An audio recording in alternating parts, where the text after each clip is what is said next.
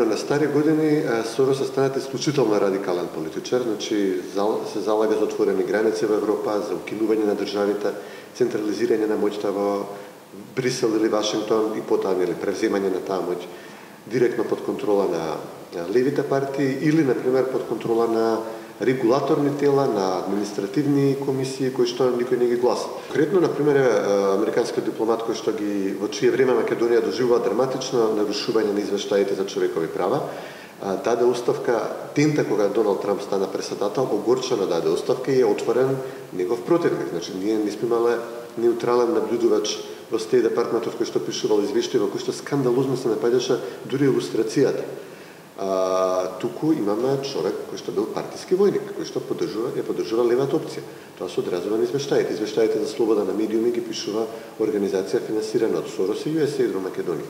Во тие извештаи ние сме нека подсахарска африканска држава, а реално сме нормална, балканска, источна европска држава во поглед на слободата на медиумите. Не е сјајно, ама не рангираат на ниво на Мали, држава која што е до половина државата окупирана од ИСИС.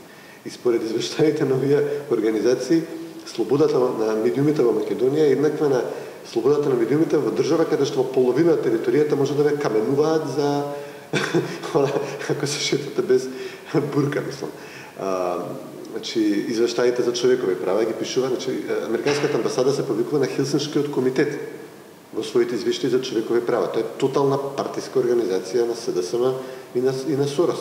Тоа се неверојатни небулози што ги прават.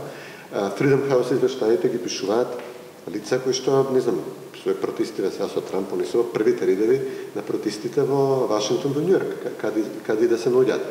Тие се лицата кои што, еден од нив кој што учествува на пишувањето на извештаите на Freedom House, јас лично сум гледал во Вашингтон како зборува, како лично учествувал во организирање на сличните протести во Босна, во Сарајево, во Зеница и се закануваше катапулти ќе донесе во Сарајево и ќе прави Мајдан. Тој човек го пишува извештај за човекови права на Македонија на Freedom House.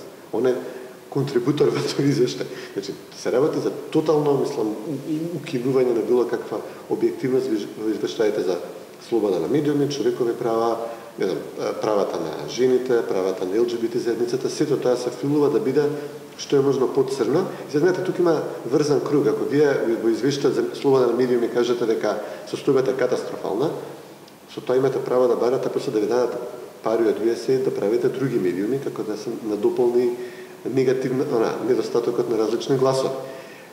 И тоа е са врзан круг. Ако тие организации објективно кажат дека чекај се, има 2-3 телевизија од една страна, 2-3 од друга, една-две се ни ваму ни таму, има 2 вестника од една страна, 2 вестника со друга страна, од 15 портали со секоја страна, реално човек може да е информиран. Ако они тоа го напишат, утре USAID има да им даде пари за нивните портали. Ако не кажат дека има голем број на медиуми кои што различно известуваат во Македонија, се сечат гранката на која што седат. Значи, финансиски им одговара да кажат дека е катастрофа, за да добиваат понатаму пари.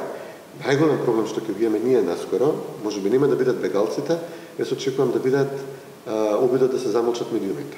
Значи, јас седев во адхок комисијата во која што бевме 5 луѓе, од кои што 3 беа на платен список, 2 на Сорос директно, едниот доби огромен грант во текот на работата на комисијата, еден на платен список на холандска амбасада или американска амбасада, не ме држате за збор, но од истиот тој склоп.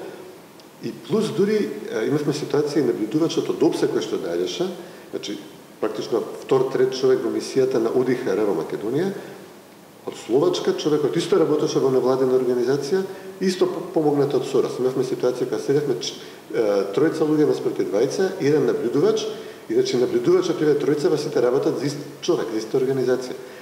Се врши инфилтрирање на кадри обучени, финансирани од Сорос во регулаторни тела и утре ќе го искористат ВЛС, лажни вести, негативни вести, да бараат строго регулирање на медиумите до портали, дури јас велам може да се смеете, ама јас велам дека ќе бараат регулирање на Facebook статуси, на Twitter коментари. Памтете ми ги зборовите, значи за 6 месеци до година дена ќе биде официјално поставено како барање да се Facebook да затвори дуки на никого затоа што коментирал лажно.